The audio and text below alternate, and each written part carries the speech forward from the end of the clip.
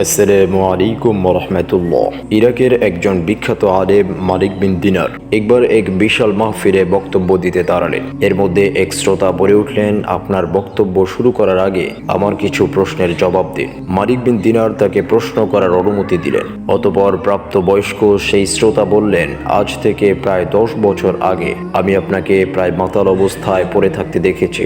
আপনি সেই অবস্থা থেকে ফিরে এলেন কিভাবে এবং এই মাহফিলের ময়দানে আপনি কিভাবে এলেন? মালিক বিন দিনার কিছুক্ষণ মাথা নিচু করে রইলেন, তারপর বললেন, ঠিক বলেছেন, আমি সেই ব্যক্তি। শুনুন তাহলে। একদিন এক বরকতময় কদরের রাতে মদের দোকান বন্ধ ছিল, কিন্তু দোকানদারকে অনেক অনুরোধ করে এক বোতল মদ নিয়ে বাসায় চলে আসলাম। বাসায় এসে আরামসে মদ খাবো বলে। অতঃপর আমি বাসায় ঢুকলাম। এসে দেখি আমার স্ত্রী জায়নামাজ বিছিয়ে সালাত আদায় করছে। এরপর আমি আমার রুমে চলে গেলাম এবং মদের বোতলটা টেবিলে রাখলাম। আমার 3 বছরের মেয়েটা আমার কাছে দৌড়ে এলো এবং টেবিলের সাথে ধাক্কা খেয়ে মদের বোতল পড়ে গিয়ে ভেঙে গেল। অবুঝ মেয়েটি খিলখিল করে হাসতে লাগলো। তারপর সেই ভাঙা বোতলটি ফেলে দিয়ে আমি ঘুমোতে চলে গেলাম। সে রাতে আর মদ খাওয়া হলো না আমার। এরপর জীবন থেকে এভাবেই কেটে গেল আরো একটি বছর। অতঃপর পরের বছর আরো একটি লাইলাতুল কদরের রাত চলে এলো। আমি আবার পূর্বের ন্যায় মদের বোতল নিয়ে বাসায় ফিরলাম এবং টেবিলে রাখলাম। এরপর হঠাৎ বোতলটার দিকে তাকাতেই বুকটা কান্নায় ফেটে গেল। এর মধ্যে গত 3 মাস আগে আমার সেই শিশু কন্যাটি মারা গিয়েছে। এরপর মদ পান না করেই বোতলটি বাইরে ফেলে দিয়ে ঘুমিয়ে পড়লাম। সেদিন রাতে স্বপ্নে দেখি একটা বিরাট সাপ আমাকে তাড়া করছে। এত বড় সাপ আমি জীবনে কখনো দেখিনি। আমি ভয়ে দৌড়াচ্ছি। এমন সময় এক দুর্বল বৃদ্ধকে দেখলাম। বৃদ্ধ আমাকে বলল, আমি খুব দুর্বল এবং অনেক ক্ষুধার্ত, এই সাপের সাথে আমি পারবো না। তুমি ওই ডান দিকের পাহাড়ে উঠে যাও। পাহাড়ে গিয়ে দেখি পাহাড়ে দাউ দাউ করে আগুন জ্বলছে আর পিছনে এগিয়ে আসছে সেই সাপটি। বৃদ্ধের কথা মতো ডান দিকে ছুটে গেলাম। গিয়ে দেখলাম সামনে এক সুন্দর বাগান। ভিতরে বাচ্চারা খেলা করছে আর গেটে দারোয়ান দাঁড়িয়ে আছে।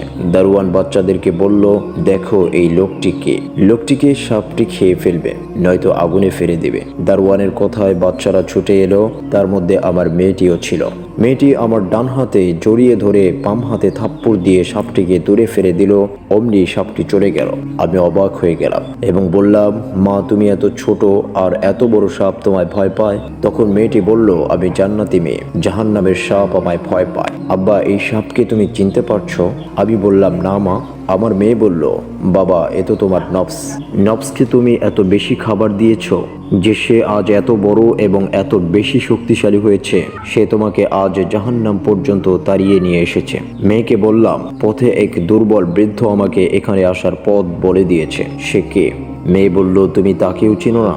সে তোমার আত্মা, সে তোমার রূহ। তাকে তো তুমি কোনোদিনও খেতে দাওনি। সে না খেয়ে এতই দুর্বল হয়ে পড়েছে যে কোনো রকম বেঁচে আছে। সেদিন থেকে আমি আমার রূহকে খাদ্য দিয়ে যাচ্ছি আর নফসের খাবার একেবারেই বন্ধ করে দিয়েছি। আমি চোখ বন্ধ করলে সেই ভয়াল রূপটি দেখতে পাই আর দেখি রূহকে সে কত দুর্বল। সে হাঁটতে পারে না। জর্জর করে কেঁদে ফেললেন আল্লাহর ওলি মালিক বিন দিনার। আল্লাহ সুবহানাহু ওয়া তাআলা আমাদের সকলকে বোঝার তৌফিক দান করুক, আমিন। ভিডিওটি ভালো লাগলে লাইক, কমেন্ট, শেয়ার এবং সাবস্ক্রাইব করে সাথে থাকবেন। ধন্যবাদ।